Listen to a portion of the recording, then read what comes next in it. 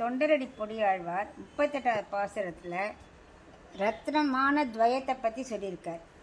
அந்த பாசுரம் என்னன்னாக்க, மேம்பொருள் போக விட்டு மெய்மையை மிக உணர்ந்து ஆம்பரிசு அறிந்து கொண்டு ஐம்புலனகத்தடக்கி காம்பர தலை சிரைத்து உன் கடை தலை இருந்து வாழும் சோம்பரை உகத்தி போலும் சூழ்புணல் அரங்கத்தானே. இதில் இன்றைக்கி நம்ம முதல் 2 வரி, அதாவது மேம்பொருள் போக விட்டு மெய்மையை மிக உணர்ந்து ஆம்பரிசு அறிந்து கொண்டு ஐம்புலன் அகத்தடக்கி, அது வரைக்கும் முதல் பகுதியை பார்க்க போகிறோம். அதில் முதல் 2 வரி இருக்கு இல்லையா, அது துவயத்தோட பின்பகுதியோட பொருளை குறிக்கிறது, அதாவது கைங்கரியம் செய்யணுங்கிறத குறிக்கிறது. அடுத்த 2 வரி இருக்கு இல்லையா, ஆம்பரிசு அறிந்து கொண்டு ஐம்புலன் அகத்தடக்கிங்கிறது, அது என்னென்னா முன்பகுதியான சரணாகதியை குறிக்கிறது. ஏன் இப்படி மாற்றி சொல்லியிருக்கார் அப்படின்னா, எப்போவுமே கிடைக்கிற பலனை முதல்ல சொல்லிடணும், அப்போ தான் நமக்கு செய்யணுங்கிற ஒரு ஆசையே வரும். 2வது அப்படி செஞ்சால் எப்படி செய்யணும் அப்படிங்கிறத 2வது சொல்லணும். அப்படி பலன் கிடைக்கிறதுக்கு என்ன செய்யணுங்கிறத அதுக்கப்புறம் சொல்லணும். அப்போ தான் அதில் நமக்கு ஈடுபாடு நன்னா வரும். இப்போது சொர்க்கம் வேணுங்கிறதுக்கு ஹோமம் செய்யன்னு சொல்கிறா இல்லையா, சரி ஹோமம் செஞ்சால் உனக்கு இந்த பலன் கிடைக்கும் அப்படின்னு சொல்கிறத விட, அந்த பலன் உனக்கு கிடைக்கணும் இல்லையா, அது கிடைக்கிறதுக்கு நீ இந்த ஹோமம் செய்ய அப்படின்னா அந்த பலனில் முதல்ல ஆசை வந்துடும், அப்புறம் ஹோமம் செய்வா. அதே மாதிரி பலனை முதல்ல சொல்லிவிட்டு அப்புறம் அதுக்கு என்ன செய்யணுங்கிறத 2வது ஆழ்வார் சொல்லியிருக்கார்.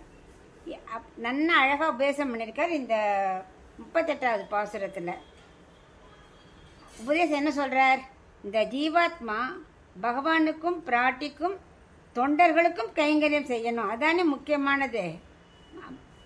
கைங்கரியம் செய்யறது தான் முக்கியமானது. கைங்கரிய பிரார்த்தனான்னு பார்த்தோம் இல்லையா, அதான் ரொம்ப ரொம்ப முக்கியம். நம்ம பகவானுக்கு தாசனாக இருக்கணும்.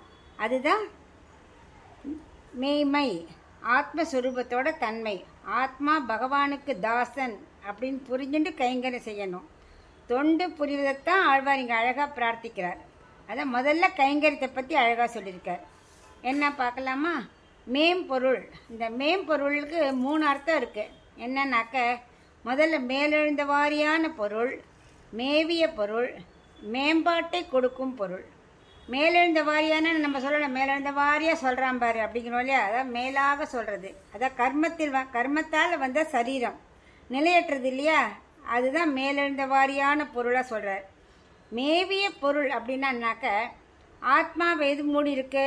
உடல். உள்ளுக்குள்ளே ஆத்மா இருக்கு இல்லையா, அது உடல் மூடி இருக்கு. ஆத்மா உடல் ஒட்டின்றே இருக்கு, அது மேவிய பொருள். மேம்பாட்டை விளக்கும் பொருள் என்னது? இந்த உடல் தான் மேம்பாட்டை கொடுக்கிறது. இந்த உடல் கீழே விழும் வரைக்கும் தான் நம்ம என்ன பண்ணுறோம், இந்த போஷாக்கெல்லாம் இந்த உடம்புக்கு பண்ணி அப்போ தேகத்தெல்லாம் வளர்த்துக்கிறோம். ஆனால் கீழே விழுந்தாச்சுன்னா முடிஞ்சது. அதனால என்ன பண்ணணும், தேகத்துக்கு அபிமானத்தை விட்டுறணும். அதாவது தேகமே ஆத்மா அப்படிங்கிற எண்ணத்தை விட்டுட்டோ, நான் சுதந்திரம் எண்ணாமல் ஆத்மஸ்வரூபத்தை உணர்ந்து, ஆத்மஸ்வரூபம்னா என்ன? ஆத்மா சூக்ஷ்மமானது, ஞானமே வடிவானது, அழிவில்லாதது, அதெல்லாம் மைண்டில் வச்சுட்டே இருக்கணும். பகவானுக்கு தாசன், அதை உணர்ந்துட்டே இருக்கணும். அதுக்கப்புறம் ஆம்பரிசு அறிந்து கொண்டுன்னு சொல்கிறார் இல்லையா, அதாவது ஆத்மாவுக்கு பரிசு எது அப்படின்னாக்க, பகவானுக்கு கைங்கரியம் செய்தல் தான். அதை நல்லா புரிஞ்சுட்டு தாசனாக இருக்கணும். அதுக்கப்புறம் ஐம்புலன் அகத்தடக்கி புலன்களை நன்னா அடக்கணும். இதுதான். ஏன்னா பெருமாள் மகிழ்ச்சிக்காகவே செய்யணுமே தவிர நம்ம மகிழ்ச்சிக்காக செய்யக்கூடாது. அதான் கைங்கரியம், பகவானுக்கு தாசனாக இருக்கிறது தான் முக்கியமானது. இதுதான் ஸ்ரீமதே நாராயணாய நமக அப்படிங்கிறதுக்கு அர்த்தம். அடுத்தது சரணாகதி பற்றி சொல்கிறார். அடுத்த 2 வரி, அதை நம்ம அடுத்த நாள் பார்க்கலாம்.